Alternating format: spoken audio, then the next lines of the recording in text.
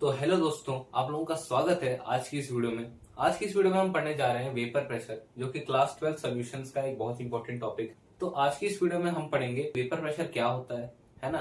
वो किसी लिक्विड के लिए हम कैसे डिफाइन करते हैं, किन किन चीजों पे डिपेंड करता है, या फिर अगर हम कोई दो लिक्विड्स ले लें तो उनके बीच में या फिर उनके वेपर प्रेशर के बीच में क्या डिफरेंस आएगा।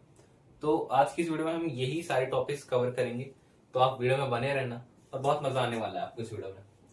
ठीक है, तो हमारे इस टॉपिक का नाम है वेपर प्रेशर। वेपर प्रेशर, ठीक है भाई। तो सबसे पहले यार बात करते हैं वेपर क्या होता है, प्रेशर क्या होता है। बहुत बेसिक चीज है ना। वेपर का मतलब क्या होता है, जब कोई लिक्विड इवेपोरेट करके गैसियस फेज में आ जाता है तो गैसियस फेज में उसके पार्टिकल्स को हम बोलते हैं वेपर्स। बेसिक सी चीज है, 9th-10th में पढ़ा है ना, कि जब कोई लिक्विड इवेपोरेट करता है तो लिक्विड स्टेट से वो गैसियस स्टेट में जाता है। गैसियस स्टेट में जो उसके पार्टिकल्स होते हैं उसको हम बोलते हैं वेपर्स। ठीक है, उसके बाद आपका आता है प्रेशर। प्रेशर क्या होता है, प्रेशर मतलब जब पार्टिकल्स या फिर कोई बॉडी अपने आसपास के सराउंडिंग्स में प्रेशर एक्सर्ट करने लगे। यानी अगर मैंने कोई गैस ली, उसको मैंने किसी कंटेनर के अंदर डाल दिया, तो गैस के पार्टिकल्स जो होंगे वो आसपास मतलब कंटेनर के वॉल्स पे प्रेशर एक्सर्ट करेंगे, मतलब फोर्स एक्सर्ट करेंगे, इधर उधर टकराएंगे तो फोर्स एक्सर्ट करेंगे। तो उस फोर्स को जब बहुत सारे पार्टिकल्स मिलकर किसी फोर्स को किसी एक पर्टिकुलर एरिया पे लगाते हैं तो वो होता है प्रेशर। प्रेशर क्या होता है, फोर्स बाय एरिया। मतलब कुछ पार्टिकल्स अगर आसपास के सराउंडिंग पे किसी एरिया पे कोई फोर्स लगाए तो उसको हम बोलते हैं प्रेशर। ठीक है, तो वेपर प्रेशर का मतलब क्या है, हम कैसे लिख सकते हैं। मैंने कंटेनर लिया और बताता हूँ अच्छे से। जैसे ये कंटेनर है, इसके अंदर मैंने एक लिक्विड भर दिया। ठीक है, कोई लिक्विड ए भर दिया मैंने, तो इसके सरफेस पे कुछ पार्टिकल्स होंगे, कुछ पार्टिकल्स इसके सरफेस पे होंगे, और इसके बाकी पार्टिकल्स क्या होंगे, बल्क के अंदर होंगे, यानी पानी के अंदर होंगे, है ना, सरफेस के अंदर होंगे। तो जो बल्क वाले पार्टिकल्स होते हैं और जो आपके सरफेस पे पार्टिकल्स होते हैं ना, इनका बिहेवियर अलग अलग टाइप का होता है। मतलब जो आपके सरफेस पे पार्टिकल्स होते हैं उनके अंदर होती है बहुत ज्यादा खुजली, मतलब एक जगह बैठ नहीं सकते ये लोग, काफी ज्यादा अनस्टेबल होते हैं। और जो बल्क वाले पार्टिकल्स होते हैं जो कि सरफेस के अंदर होते हैं, ये होते हैं स्टेबल। और ऐसा क्यों होता है, बहुत बेसिक सी चीज है। फॉर एग्जाम्पल ये वाला पार्टिकल ले लेते हैं, तो इसके ऊपर बाकी आसपास के पार्टिकल्स जो होंगे फोर्स लगा रहे होंगे, है ना, चारों तरफ से पार्टिकल्स फोर्स लगा रहे होंगे, तो ये फोर्सेस आपस में क्या हो जाती है, बैलेंस हो जाती है। तो इसके ऊपर कोई नेट फोर्स नहीं है, मतलब ये पार्टिकल क्या है, स्टेबल है, एक जगह रहेगा।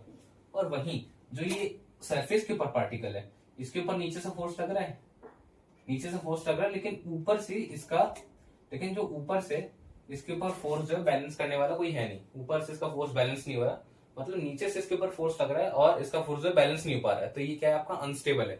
इसलिए आपके जो सरफेस के ऊपर पार्टिकल्स होते हैं वो होते हैं अनस्टेबल, इनके पास एक्स्ट्रा एनर्जी रहती है। ठीक है, अब इनके पास एक्स्ट्रा एनर्जी है तो ये लोग क्या करेंगे, एक जगह बैठ नहीं पाएंगे, तो ये लोग क्या करते हैं ना, उड़ने लगते हैं। ये लोग लिक्विड के सरफेस से ऐसे उड़ने लगते हैं ऊपर। ठीक है, इसको ये हम बोलते हैं कि इवेपोरेट कर रहे हैं, है ना, उड़ के जाते हैं। जैसे ही ऊपर जाएंगे तो यहाँ पे सरफेस पे टच करेंगे, उसके बाद क्या करेंगे, कंडेंसेट करके नीचे आ जाएंगे, है ना, इवेपोरेट करके ऊपर जाएंगे, और जैसे ही यहाँ पे सरफेस पे पहुंचेंगे कूल डाउन करके वापस क्या आ जाएंगे, नीचे आ जाएंगे।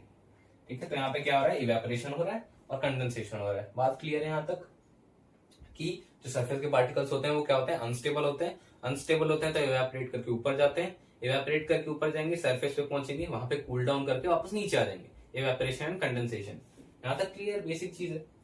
अब जो ये इवेपोरेशन और कंडेंसेशन हो रहा है ना, इसमें क्या हो रहा है, पार्टिकल्स ऊपर जा रहे हैं, पार्टिकल्स नीचे आ रहे हैं, मतलब यहाँ पे पार्टिकल्स कुछ ना कुछ हरकत कर रहे हैं। अब पार्टिकल्स का मूवमेंट हो रहा है तो मतलब आसपास कंटेनर से टकरा रहे होंगे, मतलब पानी के ऊपर फोर्स लगा रहे होंगे, कंटेनर के ऊपर फोर्स लगा रहे होंगे, है ना। पार्टिकल्स का मोशन है तो जाहिर सी बात है कुछ ना कुछ प्रेशर एक्सर्ट कर रहे होंगे, है ना। तो उसी प्रेशर को हम बोलते हैं वेपर प्रेशर। ठीक है, तो यहाँ पे आपको समझ में आएगा कि पार्टिकल्स होंगे इवेपोरेट भी कर रहे होंगे और कंडेंसेशन भी हो रहा होगा यहाँ पे।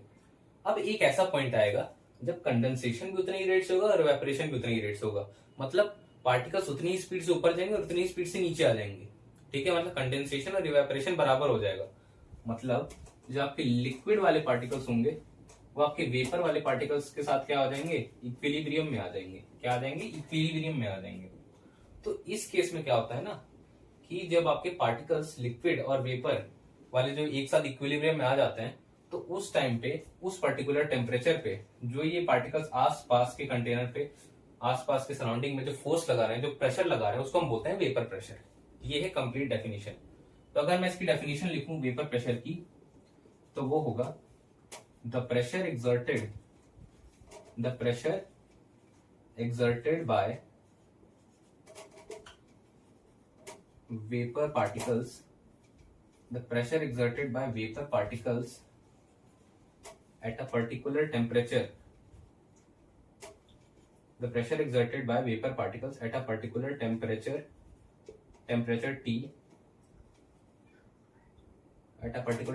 T after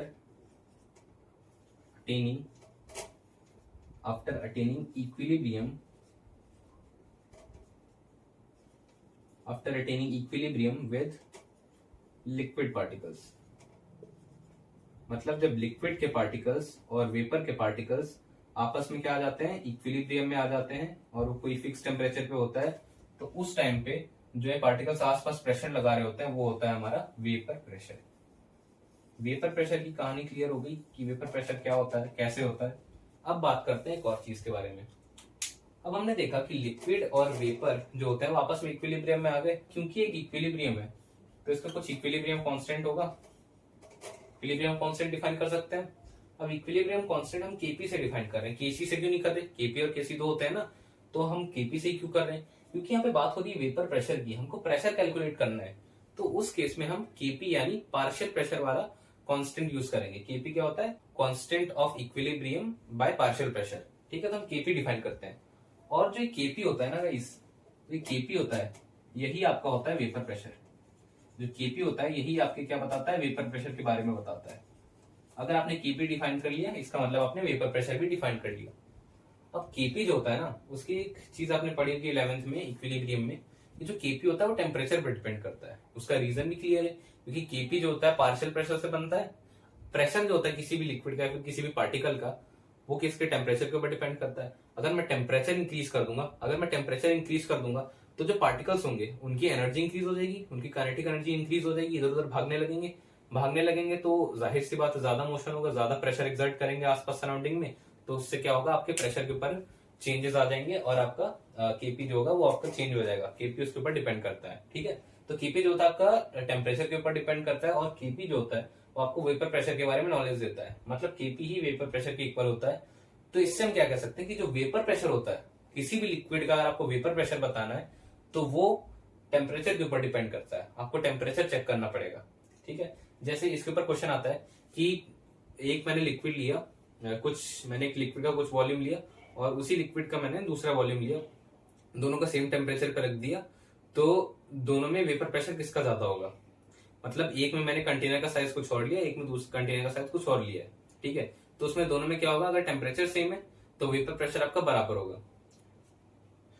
ठीक है, तो यहां तक क्लियर। अब इसके ऊपर क्वेश्चन कैसे आता है कि मैंने 1 लीटर पानी लिया, मैंने एक बर्तन के अंदर 1 लीटर पानी लिया और टेम्परेचर कोई टी टेम्परेचर मान रखा है, किसी फिक्स टेम्परेचर टी पे मैंने एक बर्तन में 1 लीटर पानी लिया और दूसरे बर्तन में 2 लीटर पानी लिया। तो इस टेम्परेचर पे दोनों कंटेनर्स में वेपर प्रेशर किसमें ज्यादा होगा?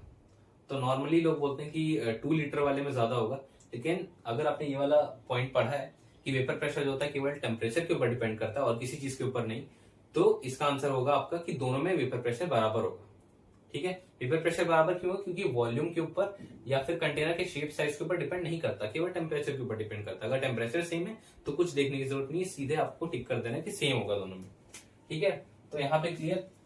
तो एक पॉइंट और है इसके बारे में, वेपर प्रेशर के बारे में एक और इम्पोर्टेंट पॉइंट है कि it is independent of volume of liquid. मतलब ये वॉल्यूम ऑफ लिक्विड के ऊपर डिपेंड नहीं करता, it is independent of volume of liquid और शेप और साइज ऑफ कंटेनर।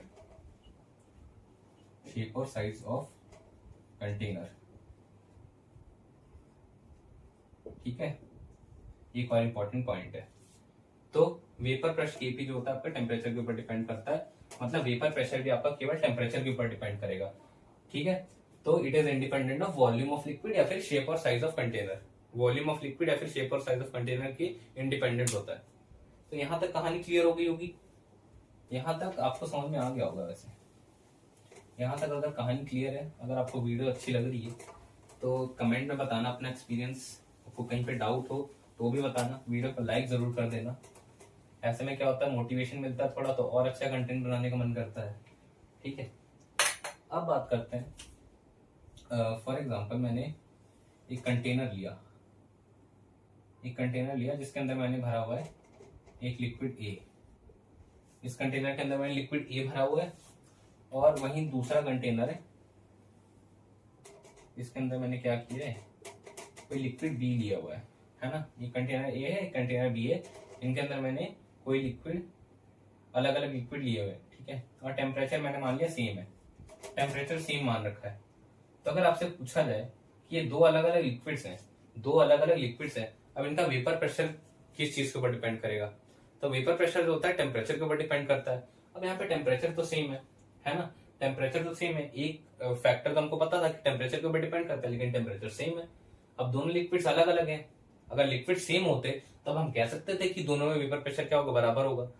लेकिन यहाँ पे बात यह है कि यहाँ पे लिक्विड ए है, लिक्विड बी है, दोनों में लिक्विड्स अलग अलग हैं।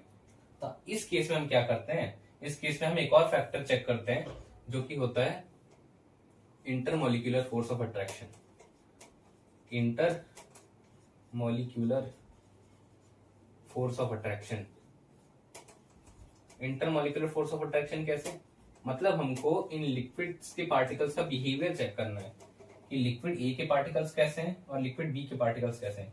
मतलब इसका मतलब क्या है कि लिक्विड ए के पार्टिकल्स आपस में किस तरीके से बिहेव कर रहे हैं और लिक्विड बी के पार्टिकल्स आपस में किस तरीके से बिहेव कर रहे हैं। बिहेव करने का मतलब कि इन दोनों के बीच में फोर्स ऑफ अट्रैक्शन ज्यादा है या फिर फोर्स ऑफ अट्रैक्शन कम है। अगर किसी भी लिक्विड में फोर्स ऑफ अट्रैक्शन ज्यादा है उनके पार्टिकल्स के बीच में, तो जाहिर सी बात है कि लिक्विड्स के पार्टिकल्स जो होंगे उड़ नहीं पाएंगे, उनको पकड़ के रखा जा रहा है। फोर्स ऑफ अट्रैक्शन ज्यादा है मतलब इवेपोरेशन कम होगा, तो जाहिर सी बात है आपका वेपर प्रेशर भी क्या हो जाएगा, कम हो जाएगा।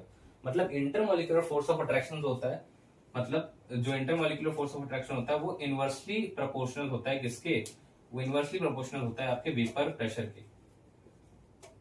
मतलब अगर किसी लिक्विड के, अगर ये कोई लिक्विड है ए है, इनके बीच में अगर फोर्स ऑफ अट्रैक्शन ज्यादा है, फॉर एग्जांपल इस लिक्विड ए में फोर्स ऑफ अट्रैक्शन ज्यादा है, तो इसमें क्या होगा आपका वेपर प्रेशर, इसमें आपका वेपर प्रेशर क्या होगा, कम होगा। इसमें आपका क्या होगा, वेपर प्रेशर कम होगा। वहीं अगर इस लिक्विड बी में फोर्स ऑफ अट्रैक्शन क्या है, फोर्स ऑफ अट्रैक्शन इसमें क्या है, कम है, तो इसमें क्या होगा, वेपर प्रेशर ज्यादा होगा। क्योंकि क्या होता है, फोर्स ऑफ अट्रैक्शन और वेपर प्रेशर क्या होते हैं, आपस में इनवर्सली प्रोपोर्शनल होते हैं।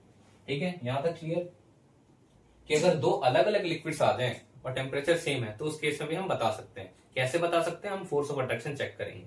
ठीक है, कि दोनों लिक्विड के पार्टिकल्स आपस में कैसे बिहेव कर रहे हैं, है ना, उनके पार्टिकल्स के बीच में किस तरीके का बिहेवियर है, किस तरीके का अट्रैक्शन है या फिर रिपल्शन है ना, मतलब आपस में एक दूसरे को पकड़ के रख रहे हैं या फिर आपस में उनका अट्रैक्शन स्ट्रांग नहीं है। ठीक है, यहां तक क्लियर है। अभी मैंने आपको बताया फोर्स ऑफ अट्रैक्शन के बारे में, है ना, कि दो लिक्विड के अगर हमको वेपर प्रेशर बताना है तो हम क्या चेक करेंगे, अलग अलग लिक्विड्स हैं तो हम चेक करते हैं इंटरमोलिकुलर फोर्स ऑफ अट्रैक्शन। अब ये जो इंटरमोलिकुलर फोर्सेस ऑफ अट्रैक्शन होती है ना, वो भी किस किस टाइप्स की होती है ना, ये मेनली हम देखते हैं 3 टाइप की, है ना। Hydrogen bonding, dipole dipole interaction. Dipole dipole क्या होता है बताता हूं मैं अभी, है ना, डाइपोल डाइपोल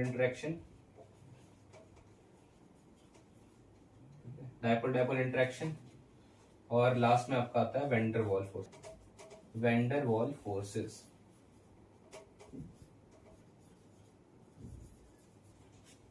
ठीक है, तो ये 3 फोर्सेस होती हैं इंटरमोलिकुलर फोर्स ऑफ अट्रैक्शन के केस में, और उसमें सबसे स्ट्रांग होती है हाइड्रोजन बॉन्डिंग, डाइपोल डाइपोल, फिर लास्ट में आपका आता है वैन डर वाल forces of attraction. Hydrogen bonding कैसे होती है, कोई इलेक्ट्रोनेगेटिव एलिमेंट है और आपका हाइड्रोजन है, तो उनके बीच में क्या होता है, फोर्स ऑफ अट्रैक्शन क्रिएट होने लगता है। क्योंकि इलेक्ट्रोनेगेटिव एलिमेंट का होता है, इलेक्ट्रॉन खींचेगा, तो एक टाइप का उनके बीच में फोर्स क्रिएट हो जाता है। हाइड्रोजन बॉन्डिंग कब आता है, जब आपका कोई इलेक्ट्रोनेगेटिव एलिमेंट होता है और हाइड्रोजन प्रेजेंट होता है, तो इनके बीच में आपस में क्या होता है, फोर्स ऑफ अट्रैक्शन क्रिएट हो जाता है, उसको हम बोलते हैं हाइड्रोजन बॉन्डिंग। ठीक है, नेक्स्ट आपका आता है dipole dipole interaction. Dipole dipole interaction क्या होता है, यहाँ पे मैं पूरा नहीं लिख पाया था, डाइपोल डाइपोल इंटरेक्शन है वो। ठीक है, तो डाइपोल डाइपोल इंटरेक्शन कब होता है, जब कोई पोलर मॉलिक्यूल किसी दूसरे पोलर मॉलिक्यूल के पास जाता है, तो क्योंकि पार्शियल प्रेशर उनके ऊपर होता है, पोलर मॉलिक्यूल का क्या मतलब है कि उनके ऊपर पोल्स प्रेजेंट है। पोल्स का मतलब अपोजिट चार्जेस, मतलब डेल पॉजिटिव और डेल नेगेटिव, है ना। एक मॉलिक्यूल है, फॉर एग्जाम्पल मैंने यहाँ पे एसीटोन का एग्जाम्पल ले लिया, CH3 COO CH3। अब यहाँ पे O जो है एक इलेक्ट्रोनेगेटिव एलिमेंट है, इसके ऊपर क्या जाएगा, एक डेल नेगेटिव चार्ज आ जाएगा, और जिसके ऊपर खींच रहा है इसके ऊपर डेल पॉजिटिव चार्ज आ जाएगा। ये क्या है, पोलर मॉलिक्यूल है, पोल्स क्रिएट हो गए ना, यहाँ पे एक माइनस पोल आ गया, एक प्लस पोल आ गया, है ना। तो ऐसे जब पोलर मॉलिक्यूल्स आपस में आ जाते हैं तो उनके बीच में जो फोर्स ऑफ अट्रैक्शन होता है वो होता है डायपोल डायपोल, ठीक है। उसका लास्ट में आता है van der Waals forces. Van der Waals forces का मतलब होता है कुछ नहीं, ना तो किसी टाइप की इलेक्ट्रोनेगेटिविटी का डिफरेंस आ रहा है, ना तो हाइड्रोजन बॉन्डिंग इस टाइप को कुछ हो रहा है। इसका मतलब है कि van der Waals forces of attraction जो होती है वो केवल मासेस की वजह से होती है। कोई दो कंपाउंड्स मैंने पास में रख दिए तो उनके बीच में जो फोर्स ऑफ अट्रैक्शन जो उनके मासेस की हेल्प से हो रहा है, मतलब उनके अंदर कितना मास है केवल उसकी मदद से जो फोर्स ऑफ अट्रैक्शन हो रहा है वो होता है van der Waals force of attraction. ये सबसे वीकेस्ट फोर्स ऑफ अट्रैक्शन होती है, ठीक है। तो ये आपका हो गया ऑर्डर। सबसे ज्यादा स्ट्रॉन्ग होता है आपका हाइड्रोजन बॉन्डिंग, देन आपका आता है डायपोल डायपोल इंटरेक्शन, देन आपका लास्ट में आता है वैन डर वाल्स फोर्सेस, ठीक है। पहले मैं इसको एक बार इरेज करता हूँ, ठीक है। यहाँ तक आपने नोट कर लिया होगा, नोट जरूर करना आप एक बार, ठीक है। जो मैं यहाँ पे बता रहा हूँ उसको नोट जरूर कर लेना।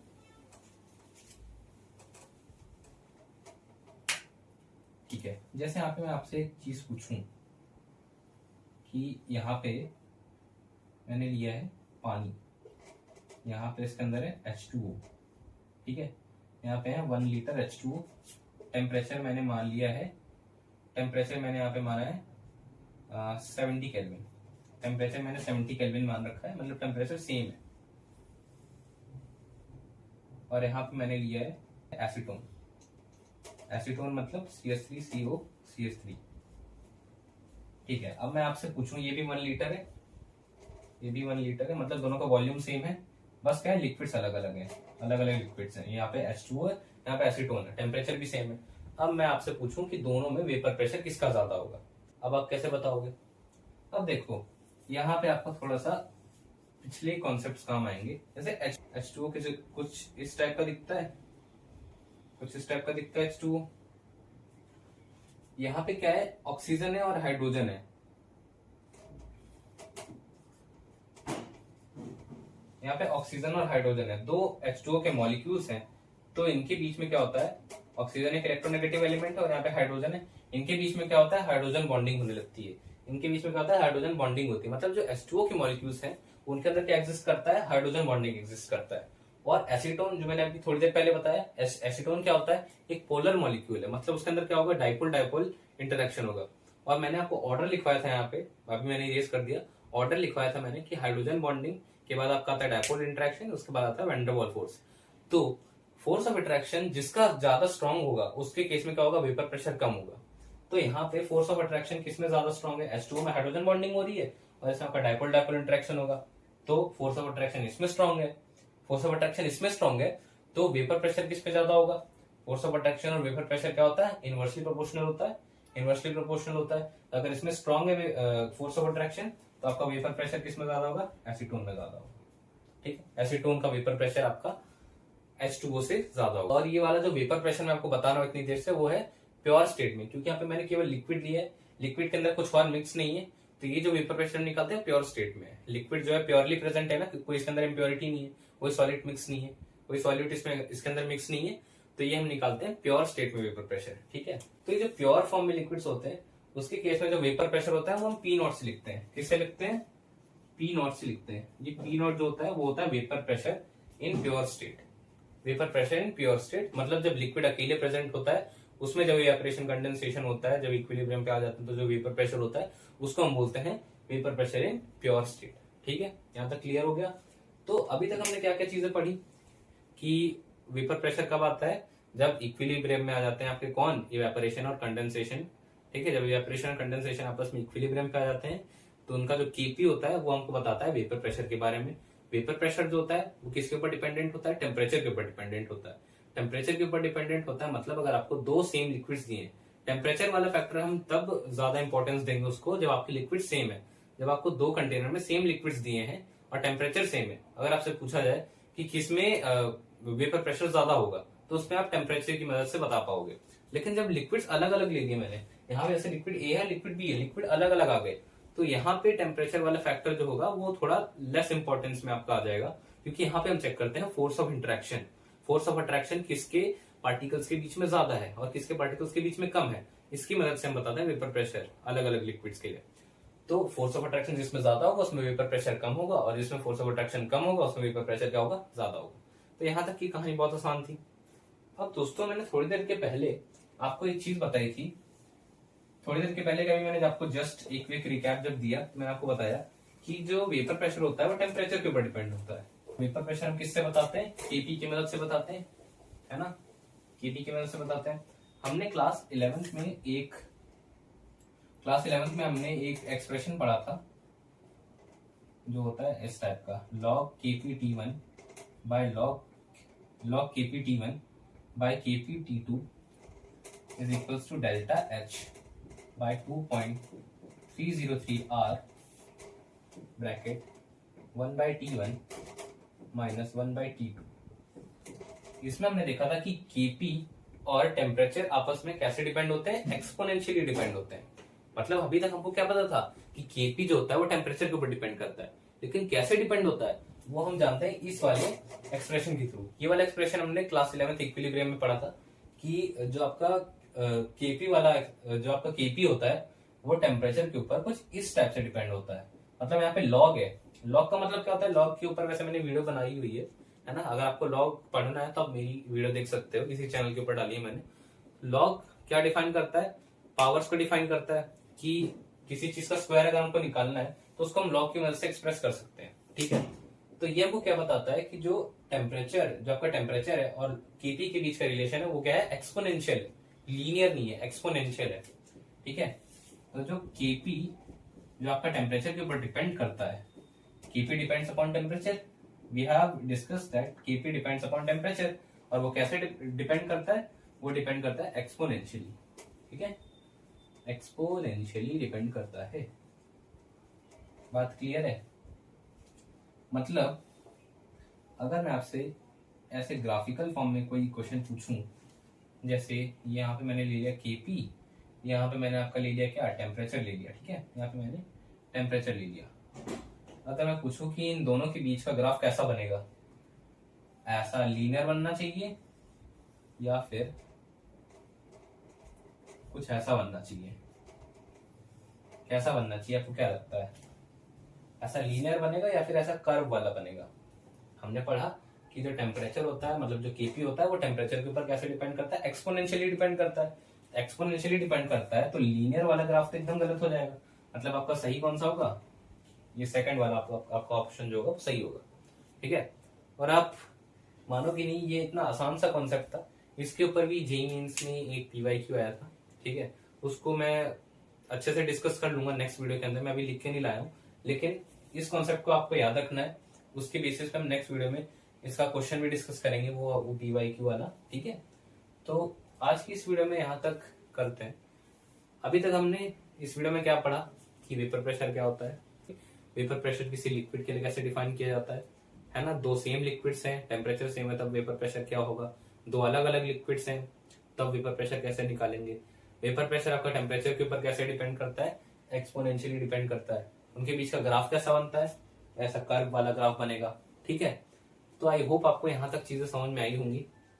नेक्स्ट पार्ट में हम पढ़ेंगे कि वेपर प्रेशर जो होता है वो सॉल्यूशंस के लिए कैसे डिफाइन किया जाएगा। अभी मैंने आपको बताया लिक्विड्स के बारे में, लिक्विड क्या है, प्योर स्टेट की बात हो रही है। यहाँ पे लिक्विड के अंदर कोई और चीज मिक्स नहीं है, यहाँ पे जो भी वेपर प्रेशर आएगा वो प्योर फॉर्म में आएगा, वो प्योर स्टेट में आएगा। मतलब वो वेपर प्रेशर आपको P0 से रिप्रेजेंट करते हैं। ये भी चीज मैंने बताई थी कि वेपर प्रेशर जब आप लिक्विड्स के लिए निकालते हो वो प्योर होता है, उसको हम रिप्रेजेंट किससे करते हैं, P0 से रिप्रेजेंट करते हैं, ठीक है। तो नेक्स्ट वीडियो में हम पढ़ेंगे सॉल्यूशंस के लिए वेपर प्रेशर, उसको हम कैसे एक्सप्रेस करेंगे, उसका एक्सप्रेशन क्या होता है। तो आज की इस वीडियो को यहीं खत्म करते हैं। अगर आपको वीडियो अच्छी लगी तो वीडियो को लाइक कर देना, चैनल को सब्सक्राइब कर देना। मिलते हैं किसी और वीडियो में, तब तक के लिए थैंक यू।